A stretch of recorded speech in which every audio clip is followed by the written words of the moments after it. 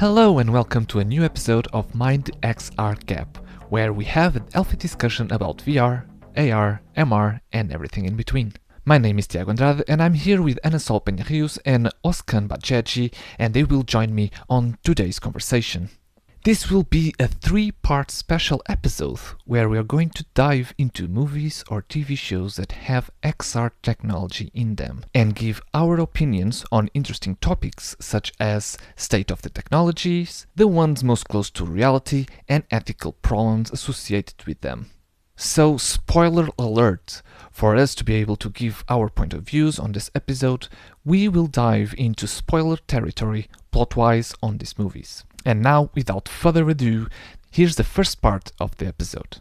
Hope you enjoy it. I will start this with a question. Do you ever went to the movies or saw a TV show that has some kind of XR technology or something in it that in the end you just want that in that moment to yourself to be able to use it right away? Yes. I cannot think of any off the top of my head. No. But I would like to hear what Ana Sol says first. So for this episode, we are going to do things a bit differently. We're going to do a different exercise instead of just talking about concepts and VR topics or XR topics. We are actually going to look into movies and see the XR technologies in them and try to make this a discussion. Hopefully it's interesting for you, our listeners. So yeah, Ana Sol, let's start like that, I think. Or the most recent movie that you saw and you saw an XR technology and you said, yeah, I want this right now. Probably the most recent one I've seen is Ready Player One? Ready Player One. My brain went into Blank. Yeah. Yeah, I'm thinking for both me and Ana Sol now. Thank you. Nice. Thank you. Yeah. Ready Player One. Because you asked for the most recent, and I was thinking like the one who made most impact. The most recent Ready Player One, and what I like is one of those haptic suits. That not because I want to feel pain when someone hits me, but because it is interesting how both technologies are connected, and that increases the feeling of immersion. Answering my own question about the one that had more impact, I think the one that had more impact for me was probably Matrix or the 13th floor, in which you somehow are connected, but not kind of using a device, but really connected with bio things, like your brain is connected to this alternate reality. Exactly. And what you mentioned, it's actually, we can start talking about what kind of movies are very close to reality right now. And Ready Player One, actually, I think it has the most realistic technology in them. Of course, it's a fantastic world. It's not yet possible to achieve. But you mentioned the vest. And that vest, they start appearing in arcade VR rooms, and they're quite awesome, I must say. I tried the one on The Void, which is a VR experience you can find in multiple locations in the UK or in the US, and they do things like Star Wars and the Ghostbusters. And you actually need to wear a vest, a special vest, and a VR headset, and you can walk around with a gun and shoot stormtroopers. And when they shoot back, you actually feel the shots eating you. That's a completely different sensation. Yeah, how much do you feel the stuff hitting you? Because if the stormtroopers are hitting you, it means being hit by a laser gun. How do you compare that to a real life experience? Well, in real life I can't because I've never been shot. So how do you know that it's just some vibration? How does it work? What sort of? You feel the impact. It doesn't hurt you, but you kind of feel the impact. It's like something is hardened in your chest or in the part of the body you got shot. And based on your brain expectations, because you saw the laser coming in your direction, and then you have that sensation, it's really, it makes the immersion works, basically. At that moment, you're like, oops, I'm in danger. I need to take cover. And your brain goes in overmode, like, yep, this can be real. So what sort of wearable was it, to your whole body, or it was just a vest? It was a vest, so it was the top, chest and arms, basically, and shoulders as well. What if someone hits you from your leg then? You will not feel it. Okay. Of course. Do you think that would kill the immersive aspect of it, because you feel in your chest when it gets hit, but you don't feel your legs when it gets hit? You don't see your legs. So true. But you know you have legs. You know you have legs, but your brain doesn't do that correlation in that moment, I guess. It kinda makes you think, okay, I saw a visual, even if it's not accurate, the place you shot, because you feel in a different part of your body. Your brain makes that a true statement and said, yeah, he got you. So it doesn't need to be actually that precise. Your brain will do the correlation alone. And well, I think this is going to divert to the original theme. But it's similar to when I'm sure you have tried, you guys, the experience in which you are walking on top of a piece of wood and you are on top of a building, and you look to the ground, and there's no ground. You only see that you are like in the top of a story, like I don't know how many floors you have. The plank experiment. Yeah, the plank. It's a jump. Yeah, the plank. And you need to continue walking till the end. But I don't know you guys, but I did it, and I had like cold sweat when I was doing it, because even though I thought I knew that it wasn't real, my brain experienced it and my body experienced it as it was real. Yeah. Yeah, you start sweating. Your brain starts thinking about balance at that moment. Did you try with the real plank on the floor? Yes. Yeah. So because the plank, of course, is not that stable. Even in the floor, you feel it kind of humbling a little bit. It's enough for your brain to go again over mode. It's like, I need to be very, very careful. I will fall. Yeah. That vertigo sensation, it's real. And I will put an idea for another podcast here, because this immersion, this immersion that we are talking about is very visual. What happened for people with impairment? So yeah, when you have some sort of disability in visual disability, and you need to depend on the rest of your senses, how you can provide virtual reality for them or augmented reality for them? But yeah, that's for another topic. That's another topic. Let's keep that in mind, because I think I have some things to say about that as well. Let's go back to the movies. So I'm gonna give you my perspective now, and the question is, what kind of movie do you think it actually tailored VR into what it is nowadays? So what is the movie or TV show that is more impactful on this technology? I'll be honest, I'm young, so I'll leave that question to you. Right, good. I would say Minority Report with Tom Cruise. But that's for AR, right? It's AR, yes. It's XR technology, so we can talk about AR. And I think for AR field, it's the one that actually drives into it. It's everyone that I show my experience, and I think you also, both of you also have the same experience when you're trying to show some that is interactable. And when we start talking about interactivity, it's something that everyone will talk about. It's like, like Minority Report. So in the Minority Report, you have the Tom Cruise scene that is as a gigantic invisible screen.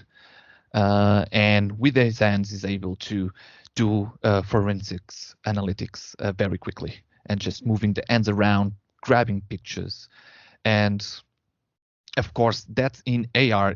I think it's what we're trying to achieve, is having reality augmented with something very rich that you can actually almost touch it as it was real. Yeah, I agree. Minority Report, and another example people have told me is Iron Man. Iron Man, yes, true. Really? Yeah, when Jarvis. When you have all this information in your field of view with the dashboards and all these things. Yeah, I've been told that it's also like Iron Man. Yes, Iron Man, because Iron Man even adds in more into it. It adds the interaction with your hands when Tony Stark is on the suit. Everything it does, a very subtle gesture. It's a command to their suits and to his AI. He also uses a lot of voice commands. So he talks with the AI like it was a human being, and all these instructions is noted basically. And visualization as well. His helmet has a lot of different visualizations to target the enemy, to a bunch of calculations he needs to do in seconds to do something, right? That's a very good example as well. Yeah. Yeah, but that touches a bit more as well on AI. To support all of that. And on that line, another movie which not necessarily is related to XR is that I really liked was Her, 2016. Yeah, I think it because the technology, when they presented that movie, the technology was there and it was starting. So now many of us have a Google Home or Alexa or whatever, so you can talk to them. They are not as intelligent as the ones in the movie, but in principle, the hardware is there. Still a lot of work needed to create the AI to that level. Yeah. Do you believe that we're going to reach that level of fidelity, at least, when talking to an AI at some point? That's a good question. I don't know. Because it's. I mean, it's. Yeah, we were saying in preparation for this podcast is consciousness, and that's like still a bit of sci-fi. Yes, it is. It is. Other movies that you think they are still very related to nowadays technologies on XR parts? Oscar, anything comes to your mind? I guess the first thing that comes to my mind when it comes to any virtual environment world is Matrix Trilogy, and how they transfer themselves into the Matrix and interact with the environment, how natural it is, and also the fact that so many people don't know that they are in the Matrix. So it is that good immersion. Exactly. They don't know they are in a virtual environment, correct? Exactly. So do you reckon we'll ever reach to that point where someone who's born can always forever live in VR and not realize with the tools we provide? Yeah. Ooh. That's a good ethical question. Let's leave it that for. And is it good? Is it a good thing to actually reach to that point? Yeah, it's like Oscar and I watched a show Upload. Oh yeah. And it has also a lot of ethical implications. So Oscar, would you like to give? I would like to put I would like to put my input in that TV series on Amazon Prime. So I started watching it because there was nothing else to watch, and I didn't expect it would anything to be. It is, because the name Upload basically comes from people uploading their consciousness to a world after they pass, and depending on how much money you have, you get to be uploaded to a better world, and everything you do in the virtual world, that in this new world you're doing, is actually being sent to your family as a bill. So richer you are, better place you get. If you're not rich enough, you'll probably live in you could end up living in just a room with nothing in it. And usually people do say a sign or say anything such as, I would like to be uploaded. to the virtual world when I pass away or not. Mm-hmm. But how can you make a decision on such a thing before knowing how it is going to feel like? Yeah, and well, it has a lot of concepts. Like you can, following that idea, you are immortal basically, because you are still living somehow, not physically, but in this server that has all these memories loaded and consciousness and yeah, all of this. But that, yes, as Oscar said, it depends on what kind of existence will you have. It depends on the money that you have available to spend here. So at some point, would you prefer to die, or is it going to be boring, or are you already dead? well, and it's you are, just your consciousness of yeah, a copy of your consciousness Yeah. living. Your body's dead, right? your So body, yeah. who is it for? Mm-hmm. But basically, like, can you split your consciousness from your body and put it somewhere else? Technically, that's a new consciousness of you living in this virtual world for your family to be able to sometimes come and talk to you like a chatbot. Yeah. Yeah, And also to whom this data belongs, because at the end of the day, it's data that they put in a server. Oh, that's a good question. So yeah, I think ethical questions will come up a lot when we are talking about this movie. So let's jump right into it, because I think that's the meat of our conversation will gonna be. It's interesting, the concept of where our conscience resides, right, in our brain, and can we copy it to a virtual world? Can we kind of mimic, in a way, questions like, if your body dies and you are able to do copy, let's imagine that we are actually able to do copies of our brains and have our conscience live in VR or in a virtual environment. It's a new you, or it's still you, right? And this is, I think it's very philosophical. Nobody knows the real answer for it. Actually, good question is, what happens to you if you don't die? So if you make the copy, you are about to die, you make the copy, but then you don't die. So there's two of you now. Recycling bin? Yeah, recycling bin. Yeah. And I would like to mention for our listeners as well, there's another one very, very similar to Upload. This is from the Black Mirror's TV show. And it's the episode called San Japinero. Japinero?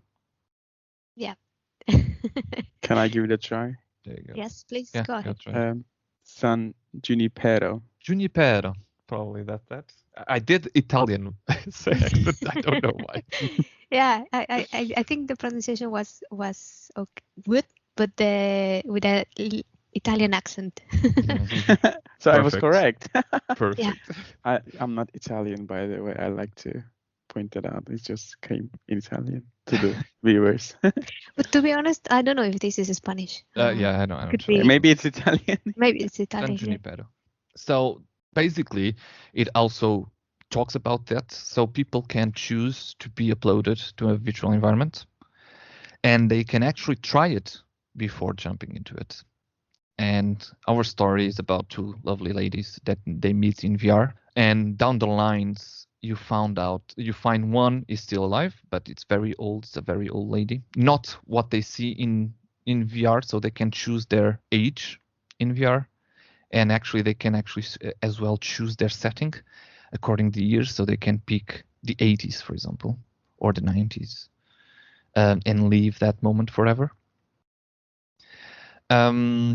So one of them is both of them in real life are very old ladies, and one of them is in coma. Spoiler alert. Spoiler alert. This episode will have a bunch of spoilers. I have that spoiler warning in the beginning of the episode, so you have been warned. And if I remember correctly, in this episode, or the issue they are trying to bring is actually the person's ability to choose to live in that world. Okay, and the person is on coma. Her family doesn't want her to be uploaded, even though or she wants to live there because in reality she was already in coma for a long time. So the virtual world for her made sense, but her family didn't want to, and she needed to be married in the real world to be able to get the uploaded granted and die and live forever in VR. That's the main thing, and that also raises a lot of ethical questions. Is the ability for the person to choose those kind of things, if that's possible, right? Or who falls the decision to make those decisions? And this is the end of the first part of the episode. Hope to see you on the second one very soon. Bye everyone.